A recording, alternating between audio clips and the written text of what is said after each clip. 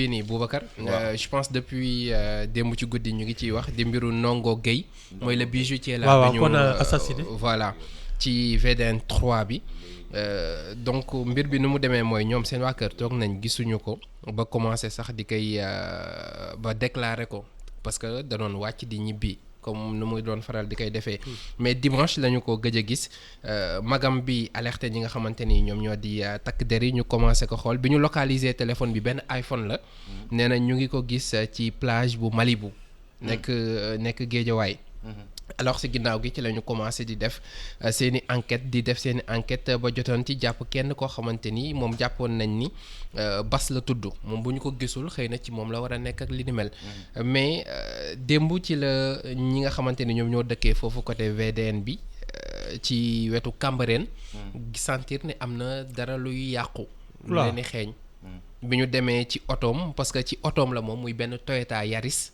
ci lu ñu wax ci la ñu gis ni ci la ñu ko faat ba noppi daal di koy lëmës ci benn toile bu ñuul bàyyi ko foofu noonu parce que xam nga di toile bi ak surtout tàngoor bi day accélérer décomposition bi donc ci la ñu ko identifier rapidement xam ni moom la ñuy fàttali ne moom marié na ba am benn doom am jamono ji soxnaam dafa nekk même en état mu nekk mbir boo xamante ni c'est très stressant lii dafay fàttali benn mooy ñu doon cambiste yooyu. cambiste yi waaw ñu doon wecci xaalis waaw wecci xaalis. wecci ay euro ak ay dollars. voilà am na ci koo xam ne on l'a piégé.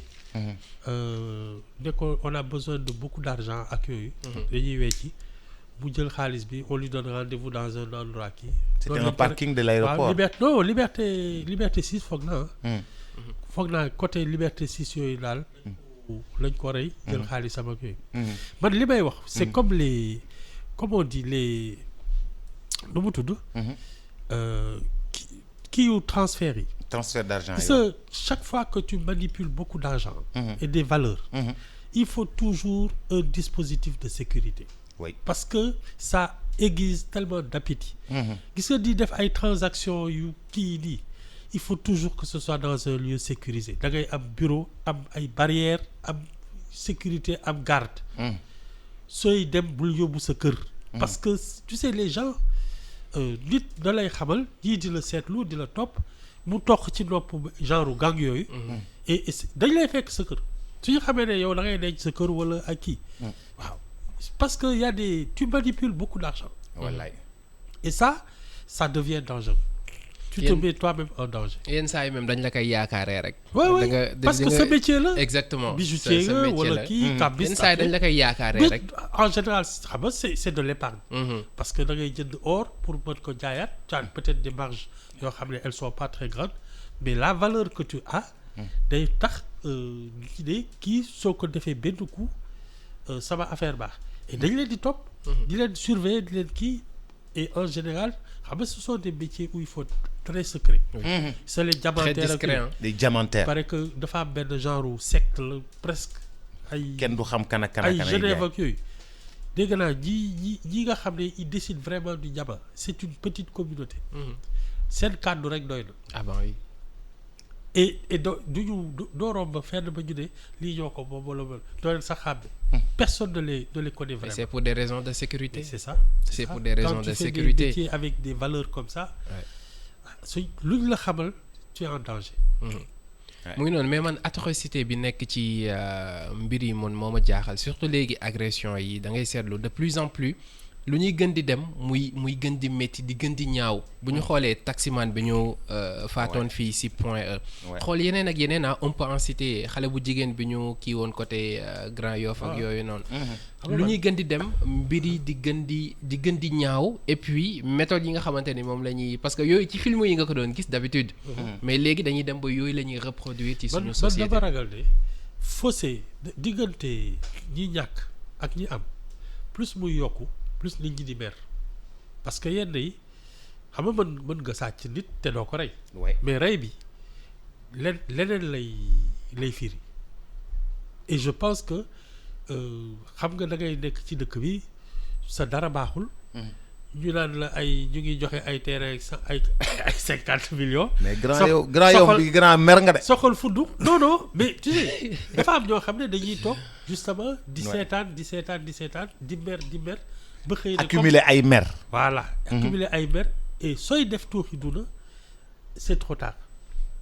J'ai l'impression que diggante ñi ñàkk parce que tant que différence bi c'était pas trop important xëy na da ngay ne bon lim ma tane bariwul mais fii la différence sociale est devenue un abîme diggante ki ñàkk ak ki am dëgg mais c'est deux mondes différents te loolu j'ai l'impression que ça crée des monstres de tous les côtés nag parce que ñi nga xam ne dañuy am dañuy dem ba dootuñu teg nit ñi ay nit comme ñoom c'est ce qui se passe dans les pays où tu as des fortunes immenses.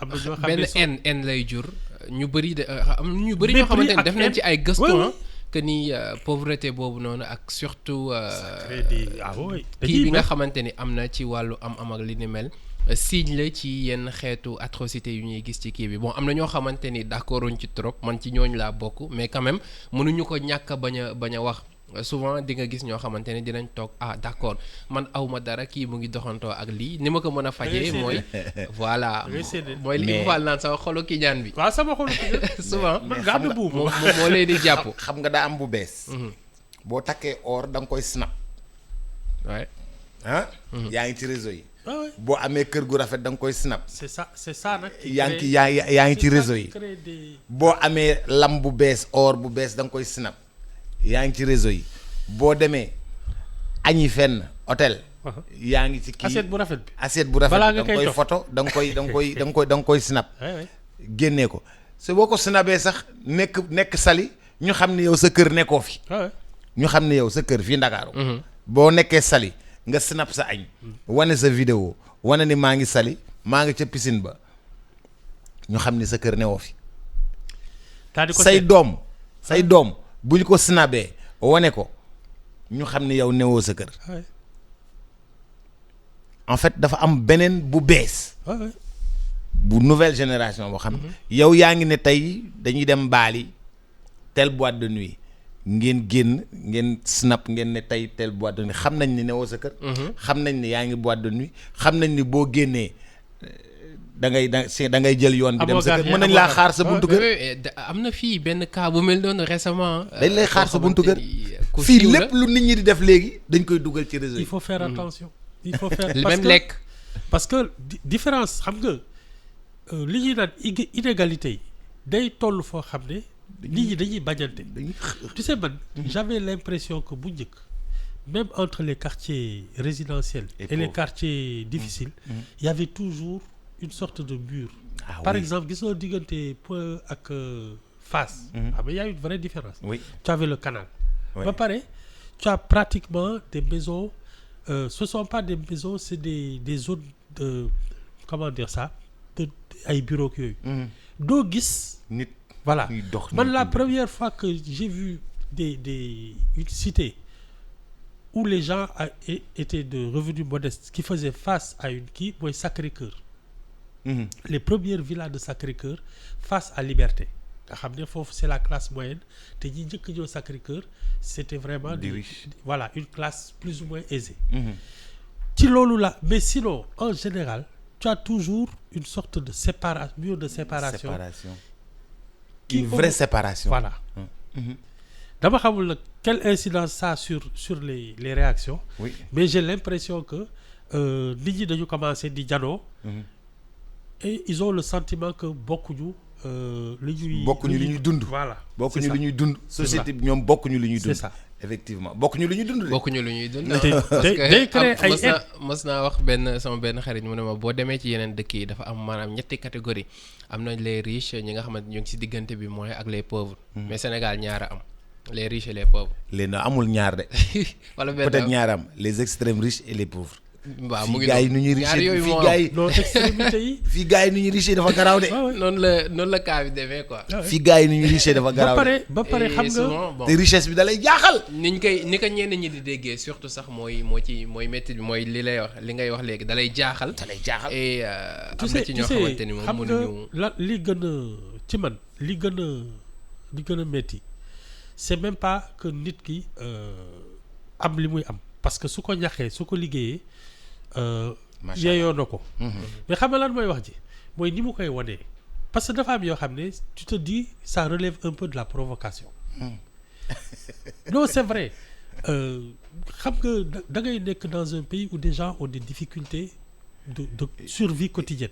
De survie. waaw yow ngay wane or foo toll. ay pudeur tu sais exactement.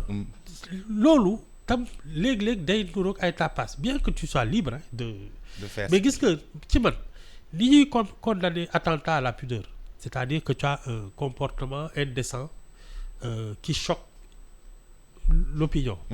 Je pense que y a aussi d'autres des comportements qui n'ont rien de sexuel, qui sont des comportements antisociaux et qui créent des frustrations. Loolu nit ñi war nañ ko di seetlu.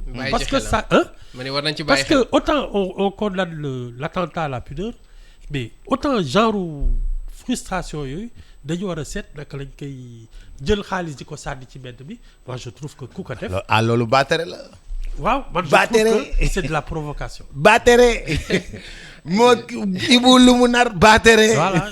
Ibou lu mu nar et puis Ibou ay billet 10 000 la yore di ko tëmbal. léegi pistolet moo am dafa am pistolet. gën. sac bi lu ci ne. gën. léegi pistolet buy sànni ay billets. moom la ñu am. gën Nigéria la jógee. gon waaw. pistolet bi Nigéria la jógee. da ngay tegle xaalis ci biir. mais yooyu il faut nga am billet yu liis de. waaw mais ba tey. pistolet bi Nigéria la jógee. yu DJ laalul. ak sonal DJ. oui ma pistolet bi. Nigéria la jógee pistolet bi tiré xaalis. Nigéria. pistolet bi xaalis lay tiré. da ngay def nii ñu lay way ngay def. xaalis bi xaalis 10 000 yi naaw. tew 10 000 yi naaw. pan 10 000 yi c'est naaw. des comportements xam nga fii. temps au Senghor. il y avait une loi contre le gaspillage dans les cérémonies. et même cérémonie yëpp de. oui ba léegi dafa loi bi mu ngi fi. ça existe. waay pour ba te léegi mu dire ngi fi. que y a quelque chose de même je trouve que c'est même dangereux pour une société. Ouais. Il faut faire attention à ces choses. Ouais. Machallah bismillah.